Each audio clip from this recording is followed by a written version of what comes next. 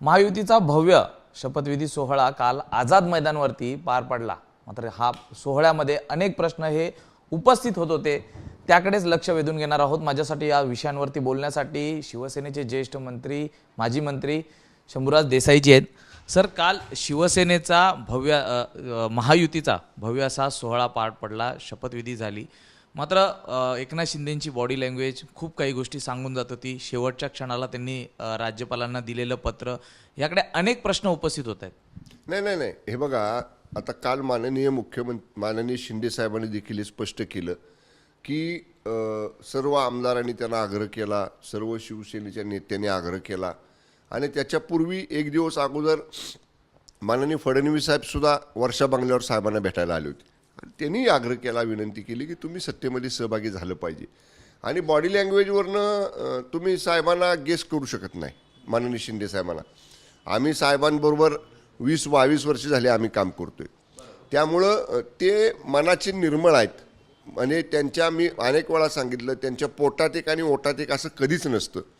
तुम्ही नेहमी बघा, ते शांत संयमीपणानं काम करतात, त्यामुळं त्यांची बॉडी लँग्वेज काहीतरी वेगळं सांगत होती वगैरे, तसं काही नाही। ते जे बोलले ते त्यांच्या मनात होतं ते बोलले आणि त्यांनी सांगितलं ना की मला वाटतं 23ला निकाल लागले, 25-26ला 1-2 दिवसानंतर लगेच ठाण्यातल्या बंगल्यावरती पत्रकार परिषदेत साहेबांनी स्पष्ट केलं की महायुतीचे दिल्लीतले वरिष्ठ नेते, हे जे प्रमुख नेते जो काय निर्णय घेतील त्याला शिवसेनेचं समर्थन असेल। त्यामुळे एवढं स्पष्ट भूमिका त्यांनी मुख्यमंत्री आणि गटनेता भाजपचा निवडायच्या आधी 5-6 दिवस अगोदर त्यांनी स्पष्ट केली होती। त्यामुळे त्यांच्या मनात वेगळं काहीतरी आहे असं बिलकुल समजायचं कारण नाही। देसाई साहेब, पण भूमिका त्यांनी यापूर्वी स्पष्ट केली खरी, मात्र मग जे पत्र होतं ते का उशिरा दिलं, त्यामागे काय हेतू होता का? म्हणजे वेगळी वाटचाल किंवा अन्य कुणाला तरी उपमुख्यमंत्री बसवणं, या संदर्भात काही होतं की काही मंत्रिपदावरनं देखील मागणी ही सुरू होती भाजपच्या वरिष्ठ नेत्यांसोबत? काल बघा, तुम्ही नव्हता काल, मंत्रालयात कॅबिनेटची बैठक झाल्यानंतर माननीय शिंदेसाहेब वंदनीय बाळासाहेब ठाकरे साहेबांच्या पुतळ्याला अभिवादन करून पक्ष कार्यालयामध्ये बाळासाहेब भवनला आली होती आणि तिथं सगळ्या माध्यमांशी ती काल बोलली।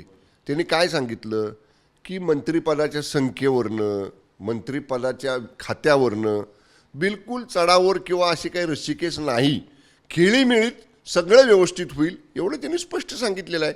त्यामुळं असं काही चढाओढ चालली होती किंवा अजूनही चालू आहे असं बिलकुल समजण्याचं कारण नाही। काल दुसरीकडे आपलेच ज्येष्ठ नेते गुलाबराव पाटील यांच्याशी जेव्हा एबीपीने चर्चा केली त्यावेळी ते असं म्हणाले की अजितदादा आल्यामुळे अनेक खात्यांसंदर्भातला त्यांचा जो हक्क होता तो गेलेला आहे। त्याकडे आपण कसा पाहता? खरंच की दादांच्या येण्यामुळे कुठेतरी शिवसेनेला मिळणारी महत्त्वाची खाती कमी झाली? नाही, आता बघा, दादा काय आत्ता आलेले नाहीत। दादा सरकारमध्ये सहभागी होऊन 1-1.5 वर्ष झालं आणि त्यावेळी सरकारमध्ये सहभागी होताना शिवसेनेकडे जी काही खाती होती त्यातली काही खाती अजितदादांना दिलीत, काही खाती भारतीय जनता पक्षाकडे होती त्यांच्याकडची काही खाती दिलीत आणि शेवटी महायुती म्हणून एकत्र जाताना तिन्ही पक्षांचा योग्य वाटा, तिन्ही पक्षांना योग्य खाती, तिन्ही पक्षांचा योग्य समन्वय हा महायुतीमध्ये करताना थोडी काय म्हणतो त्याला रसिकेस होते किंवा चढाओढ होते। कोणाला तरी एखादं खातं जादा मिळतं, कोणाला तरी एखादं खातं कमी मिळतं, पण त्याच्यामध्ये सुद्धा आता भारतीय जनता पक्षाचं नेतृत्व या मंत्रिमंडळाचे नेते माननीय फडणवीस साहेब करतायत। त्यांची, माननीय शिंदेसाहेबांची, माननीय अजितदादांची, तिघांची चांगली घट्ट मैत्री आहे। त्यामुळे ते तिघं बसतील आणि जरी माननीय गुलाबराव पाटील साहेब असं म्हटले असले तरीसुद्धा हे तिघं बसून योग्य सन्मान, योग्य मान, योग्य ज्याचा त्याला प्रमाणात खाते वाटप हे मंत्रिमंडळातलं केलं जाईल असं मला तरी वाटतंय। म्हणजे या आता जे नवीन मंत्रिमंडळ स्थापन होणार आहे त्यात ही रस्सीकेच आम्हाला पाहायला मिळणार नाही असं स्पष्ट म्हणाल का? की शिवसेनेला किती मंत्रिपदं मिळतील, राष्ट्रवादीला किती मिळतील, भाजप किती स्वतःकडे ठेवतील आणि कोणती ठेवतील, याबाबत सुनिश्चितता काही झाली आहे का? प्रत्येक पक्षाला वाटणार आपल्या पक्षाला जास्त मंत्रिपदं मिळावीत, प्रत्येक पक्ष नेतृत्वाला वाटणार आपल्या पक्षाच्या जास्त आमदारांना संधी देता यावी। शेवटी मंत्रिमंडळातल्या पदांची संख्या, त्याची मर्यादा आणि त्या प्रमाणात ह्या तिघांनी एकत्र बसून त्यातनं काढायचा समन्वय, यातनं कदाचित अधिवेशन आता 2 दिवस आहे, सभापती निवड आहे, ती झालं की त्याच्यात नक्कीच मार्ग निघेल असं वाटतंय. कालच्या शपथविधीवरनं संजय राऊतांनी टीका केली की उपमुख्यमंत्रीपदी म्हणून एकनाथ शिंदेंना ती शपथ घ्यावी लागली, अन्यथा त्यांच्या विना भाजपने संपूर्णतः तयारी केली होती असं त्यांना तुमच्या म्हणजे महायुतीतल्या काही हितचिंतक आहेत त्यांच्याकडनं कळालंय. नाव सांग बरं मला. हितचिंतक नुसतं म्हणतात ना संजय राऊत, त्यांना मला नाव सांगा एका माणसाचं. मी मगाशी सुद्धा सांगितलं, तुम्ही ना माध्यमांनी एक प्रयोग करा. आजचा दिवस 24 तासात संजय राऊत किती वाक्य बोलले माध्यमांपुढं आणि दुसऱ्या दिवशी त्याचं विश्लेषण करून सांगा त्यातली किती खरी निघाली. म्हणजे राऊत बोलले त्यातलं काय खरं निघालं. राऊत बोललेलं एकही वाक्य खरं नसतं. ते स्वतःच्या मनाला वाटेल तसं बोलतात. स्वतः खूप मोठे विश्वज्ञानी विश्वविख्यात प्रवक्ते असल्यासारखा आव आणतात, हातवारे करतात आणि अशा काहीतरी गोष्टी बोलतात. सांगा ना मला, केव्हाही माझी तयारी आहे. 2.25 वर्षात माननीय शिंदेसाहेब मुख्यमंत्री झाल्यापासून राऊत जे जे आमच्या शिवसेनेबद्दल बोलले एकही वाक्य त्यातलं खरं ठरलं नाही. एकही वाक्य, कुठलंच वाक्य सांगा ना. आमदार परत येणार आहेत, आमदार माघारे. आम्ही गुवाहाटीला आणि सुरतला असताना इकडं राऊत सांगत होते आतमध्ये, माझ्या संपर्कात आहेत लोक, माझ्या संपर्कात आहेत लोक. उलट म्हणजे आता आम्ही हे बोलू नये माननीय मुख्य नेते शिंदेसाहेब, माननीय शिंदेसाहेबांच्या परवानगीशिवाय, पण आत्ता जे उबाटामध्ये आहेत त्यातले किती आमदार राऊतांबद्दल खाजगीत काय बोलतात हे आम्हाला सांगायची वेळ आणू नका म्हणावं. म्हणजे तेही आमदार आत्ताही तुमच्या संपर्कात आहेत आणि तो धोका अजूनही त्या UBTला आहे. तर हे बघा, आम्ही सगळे आमदारना, आम्ही विधिमंडळामध्ये काम करताना जेव्हा सभागृहामध्ये असतो तेव्हा एकमेकाच्या विरोधी बाकावर बसतो, विरोधी भूमिका घेतो. पण व्यक्तिगत काही संबंध असतात ना, मित्र म्हणून असतात, मैत्रित्वाचे संबंध असतात, एकमेकांची गप्पा गोष्टी होतात.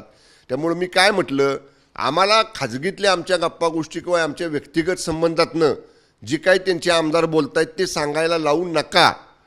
त्यामुळं ते जर सांगितलं तर कदाचित आता जेवढं राऊत बोलतायत ना तेवढं सुद्धा त्यांना बोलता येणार नाही. मला आता मी सांगतोय म्हणजे हे मर्यादित मोजक्या शब्दात सांगतोय, जास्त मला काय बोलायला लावू नये. एक शेवटचा प्रश्न आहे. उद्धव ठाकरेंना खुर्चीचा मोह कधीच नव्हता म्हणून त्यांनी एका झटक्यात मुख्यमंत्रीपदाची खुर्ची सोडली. मात्र दुसरीकडे शिंदेंवरती टीका करताना ते म्हणतायत की त्यांना खुर्चीचा मोह आहे म्हणून आदळापट करावी लागते असं देखील राऊत म्हणतायत. राऊतांनी एका प्रश्नाचं उत्तर द्यावं. माननीय उद्धव ठाकरे साहेबांच्याबद्दल आम्हाला नेहमीच आम्ही त्यांचा सन्मान केलेला आहे. पण राऊत होते त्या बैठकीला जेव्हा आमदारांची निवड झाली 2019ला, आमदार निवडून आली आणि जेव्हा सरकार स्थापन करायची वेळ आली तेव्हा आमदारांच्या बैठकीमध्ये माननीय उद्धव ठाकरे साहेबांनी तेव्हासुद्धा निवडणुकीच्या अगोदरसुद्धा पदाधिकाऱ्यांच्याकडं नेत्यांच्याकडं असं बोट दाखवून सांगितलं होतं की मला तुमच्यातला मुख्यमंत्री करायचा आहे. ते बोट आमच्याकडं होतं, सगळ्या आमदारांच्याकडं, नेत्यांच्याकडं. ते बोट स्वतःकडं कधी फिरलं हे 2019चा निकाल लागल्यावर आम्हाला कळालं. कुणाला मोह होता? का बरं मग मुख्यमंत्रीपद एखाद्या सामान्य शिवसैनिकाला त्यावेळी दिलं नाही? तुम्ही बोलला होता ना निवडणुकीच्या आधी की मला तुमच्यातल्या सामान्य शिवसैनिकाला मुख्यमंत्री करायचं आहे, बाळासाहेबांच्या शिवसैनिकाला मला मुख्यमंत्री करायचं आहे. वंदनीय बाळासाहेब ठाकरे साहेब स्वतः कधी कुठल्या पदावर बसले नाहीत. त्यांनी सामान्य लोकांना न्याय दिला, सामान्य लोकांना त्यांनी मोठ्या मोठ्या पदावर नेऊन बसवलं. पण जेव्हा महाविकास आघाडी केली, आत्ता असं वाटतंय आम्हाला की महाविकास आघाडी का केली तर त्या मुख्यमंत्रीपदासाठी केली असं आता आम्हाला त्याची खात्री पटायला लागली. ते उद्धव ठाकरेंनी बोट स्वतःकडे केलं त्यामागे राऊतांचाच प्रामुख्याने हात होता की तुम्ही बघा, सध्या मातोश्रीमध्ये किंवा उबाटा गटामध्ये कोणाचं ऐकलं जातं, सगळे भूमिका निर्णय कोण घेतं सगळ्यांना माहिती आहे. राऊतच तिथं 24/7 आहेत. त्यामुळं त्यांच्याशिवाय दुसरं कोणी हे करू शकत नाही. आणि म्हणून मागंसुद्धा एकदा नम्रपणानं उबाटातल्या काय आमच्या सगळ्या सहकार्यांना आम्ही सांगितलं होतं की अशा व्यक्तीपासून 4 हात सुरक्षित अंतर ठेवून राहावा. एसटी बसच्या मागं लिहिलेलं असतं बघा, सुरक्षित अंतर ठेवा. ते सारखं डोळ्यासमोर आणलं पाहिजे राऊत दिसल्यावर, सुरक्षित अंतर ठेवा.